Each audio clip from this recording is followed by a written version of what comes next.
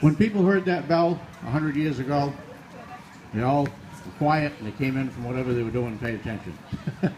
My name is Dan Hammock. I'm here on behalf of the trustees of New Salem Academy. I've been asked to say a few words, and you'll be pleased to know that when I'm asked to do that, the key for me is few, so I won't talk for an hour and a half.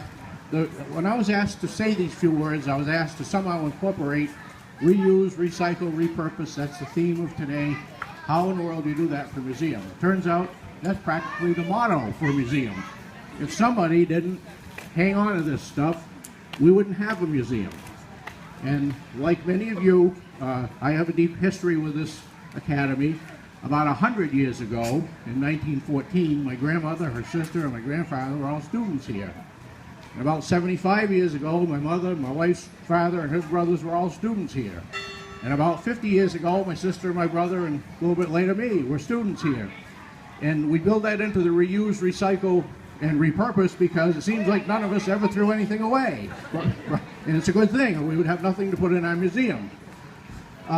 So it's a short thing, but from the beginning of the academy, it's been a cooperative effort between the town and the people and the academy trustees.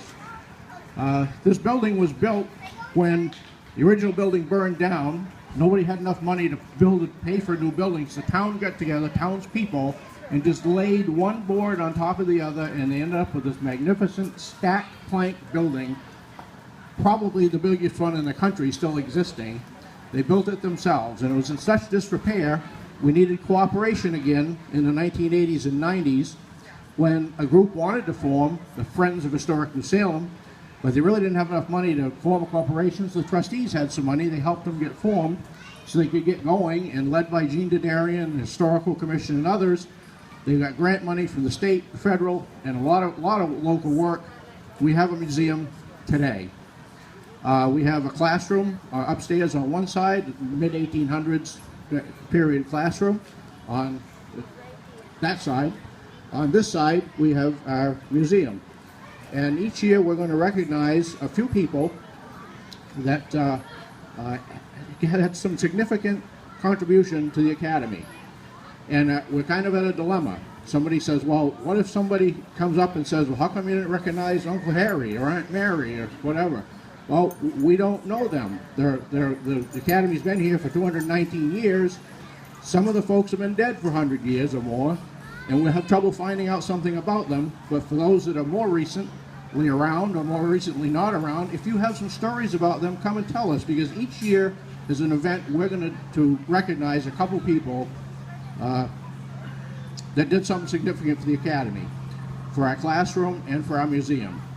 For the classroom this year, two people, names you might remember, Paul Wilbur and Lillian Gardner. They were both teachers here for a long time. Paul was administrator here also, grew up here, died here, families from here.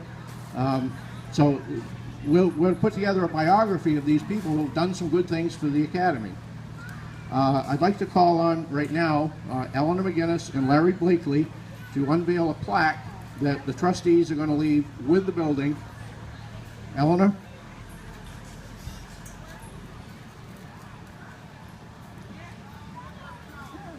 Over here.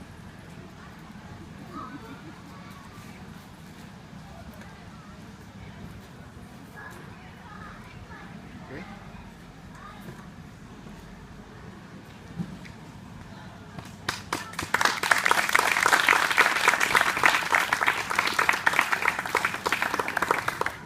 It has some names on here. You can come read them all yourself if you want, but it says, in part, this museum is dedicated by the trustees of New Salem Academy to the students and teachers in the 219-year history of New Salem Academy, and to the past, present, and future citizens of the town of New Salem.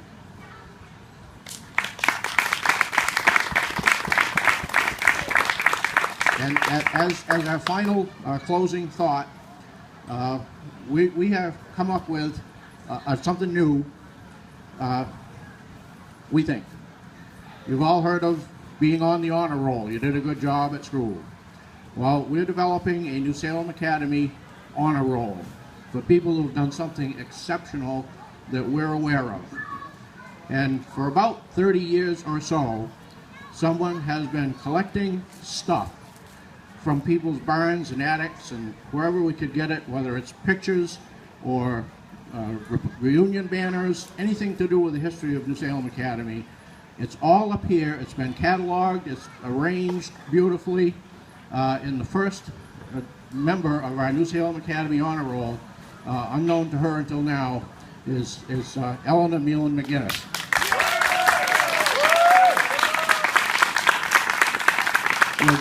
Without Eleanor doing this, we might have a building, but we would not have all the wonderful stuff in it. Thank you so much, Eleanor. Of course, I prepared a few words. We have Russell Cox right here, and he has a story. He has a story that has come out of this collection of artifacts. Now, Russell is a class of 1939, and he was painting the 1794 steeple back in the early 1940s. And he was up there very close to the top, and it was close to the end of the day, and there were practice bombing in the Superior Valley, and the airplane, the Army Air Corps was practicing bombing, and it was time for them to go back to Westover in the evening. So while he was up there on the steeple, an airplane came out of the valley and buzzed him. He was pretty scared. And then a second airplane came out and buzzed him even closer. Am I right, Russell? You're right. And this is the kind of story that has come out of collecting artifacts for this museum. We also have some hurricane letters. They were written to an alumna who lived up here on top of the hill, and she summers here and winters in Nova Scotia. So after the hurricane happened, of course, her property here was in danger, and her friends wrote to her. And the hurricane letters describe what the people on top of this hill went through for 8 days after the hurricane. They were marooned up here. Nobody could come in, nobody could come out except by foot.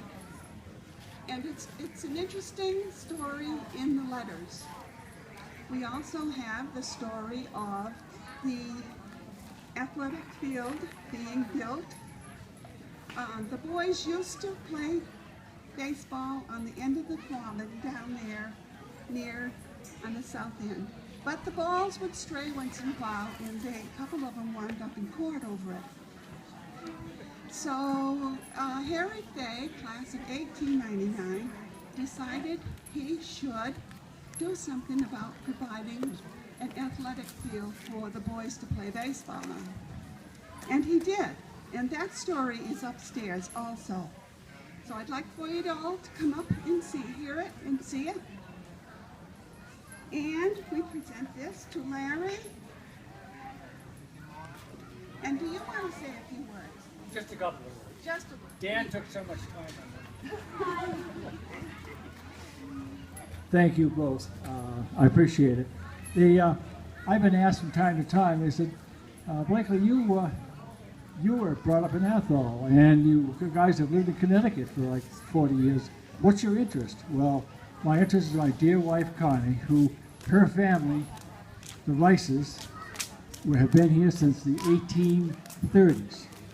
And so all of while we were dating and all of while we were married, we were back up, and so that New Salem was our second home.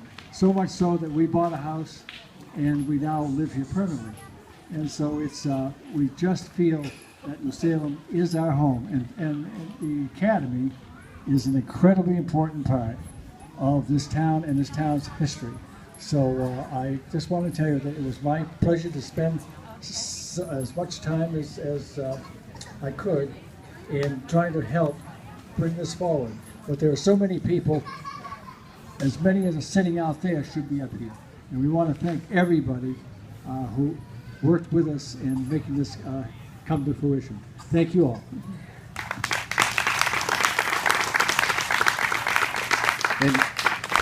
In closing, again, on behalf of the trustees, I would like just to mention, this always has been, and we intend that it continues to be, a cooperative effort between the people of the town of New Salem and the trustees of New Salem Academy. The Academy is not just an old, dead, closed school. It's a living thing, a living company. Our Supreme Court says we're people, but we're a living company. And about 25 years ago, the town purchased from the trustees for around $300,000 or so the buildings and land and stuff, and it was controversial at the time. People might want to spend tax money on that. So it's important for us, anyways, to point out and to recognize and remember the town got about half the money back when they sold the stone building over there, the new Academy building. The town still has the fire station, the Stoll building, which they're putting to good use. They got about 40 acres down back that you have. And in addition to that, the trustees, through Larry's and others' good management of the funds, have taken that $300,000+. We've invested it. We've been able to give back over $400,000 in scholarships and grants, and we still have a fund of over $1 million that will continue to give interest from for generations to everybody. It's just we're thrilled to be a part of a cooperative effort, and it's not you and us or us and them or we and they, it's just us. So thank you so much for coming today, and thank you for giving us this wonderful museum.